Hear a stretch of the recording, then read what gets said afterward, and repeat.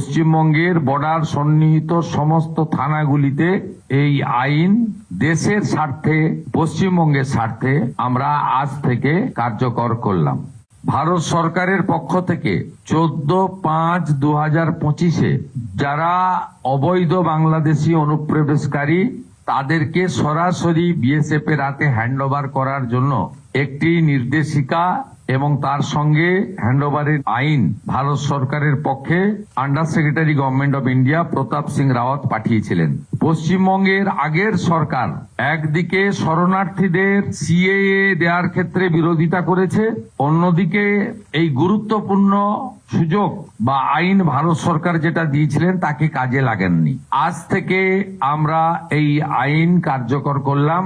এর ফলে সিএ এর অন্তর্ভুক্ত যারা 31/12/2024 পর্যন্ত এসেছেন তাদেরকে কোনো পুলিশ কোথাও হ্যারাসমেন্ট ডিটেন্ট করতে পারবে না। সিএ এর আওতায় যারা নেই তারা হলেন কমপ্লিটলি অবৈধ অনুপ্রবেশকারী ইনফিল্ট্রেটার্স। তাদেরকে সরাসরি রাজ্য পুলিশ গ্রেপ্তার করবে এবং ডিটেন করবে এবং হ্যান্ডওভার করবে বিএসএফ এর হাতে, এবং বিএসএফ বিডিআর এর সঙ্গে কথা বলে তাদেরকে ডিপোর্ট করার ব্যবস্থা করবে, অর্থাৎ ডিটেক্ট, ডিলিট, এবারে ডিপোর্ট।